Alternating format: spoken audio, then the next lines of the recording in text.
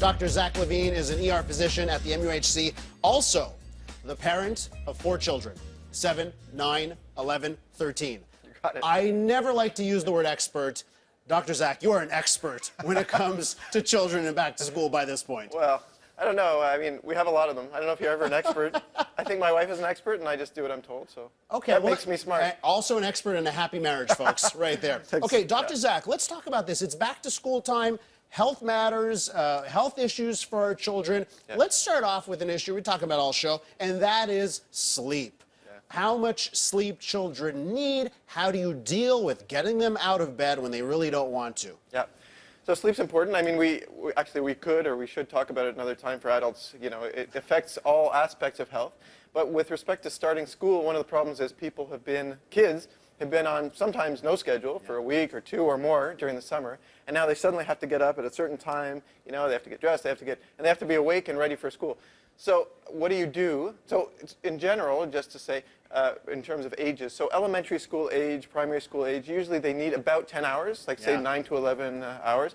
And then for high school age, some need a lot more, but in general, they need approximately 9 hours of sleep. This is in general. Some need more, some need less. And from your perspective, are you an advocate of, you know, that we should start schools later to adjust for the children? Or like, hey, it's 5 years or whatever amount of years it is in high school, and they just got to live with it. What do you, as a parent, what do you think?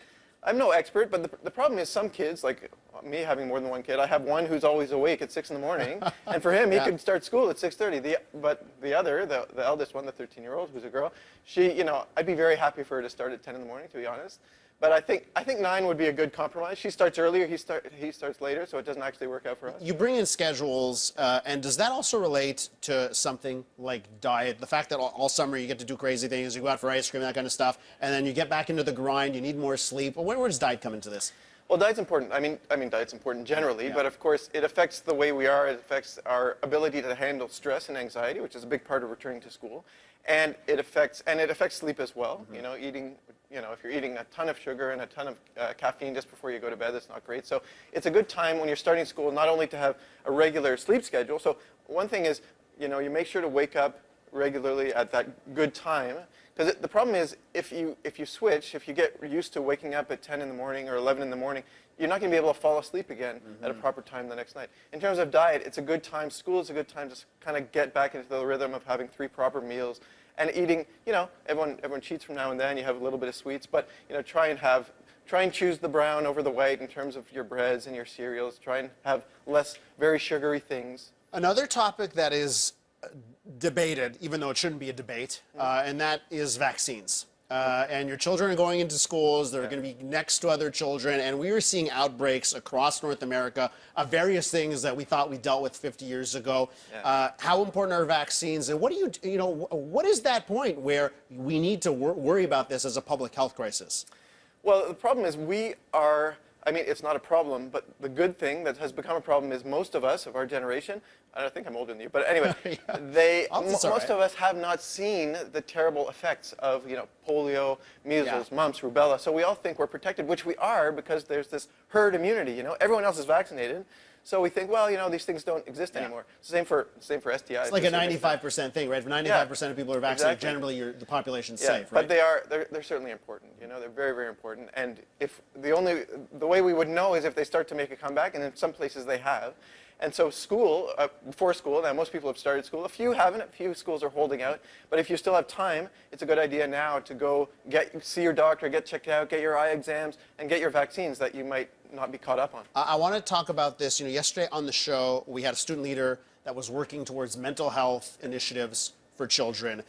Anxiety is an issue. It's huge. I mean, I remember, you know, my first days in French immersion where I was freaking out. There's so many things, bullying, that kind of stuff. What are your tips when it comes to mental health and young children who maybe not be used to talking about these things? And I'm glad you brought it up because it's a huge issue. And in fact, I'm not a pediatrician, but I know at the Children's Hospital, at pediatricians, there are a lot of people, especially this time of year, a lot of people are going in because of anxiety. And not just in kids, but adults too, they can manifest it in physical ways, right? Stomach aches, headaches, that sort of thing. So anxiety is a huge issue. Returning to school, bullying, homework, et cetera, et cetera. So I would just say 2 things, 'cause I'm sure we don't have a lot of time. One is diet and exercise will help. Having a good So having a good diet. Oh, I said exercise. Sound body, exercise sound helps. mind. So you're of Exactly. that and sleep. thought. Sleep is important too, and talk about it. Talk about it with your kids. It's totally normal, and it's normal for the parents too. We're all a bit anxious on that first day, but avoiding school is not what's going to help. You got to get in there. Once you start, you'll feel better. And while you're having that discussion, also talk about a number of other things. You know, your transport issues, your safety issues, your plans for the school year when something happens in an emergency. Exactly. The way to dispel or make yourself feel a bit better about the anxiety is to actually think about it and what are you going to do about it, and get in there. Avoiding it won't help. You got to get in there and you'll start to feel better. He is a wealth of knowledge, ER physician at the MUHC, father of 4. Perfect man to have on this morning. Thanks so much. Thank you. All right, hope you're enjoying your back to school time.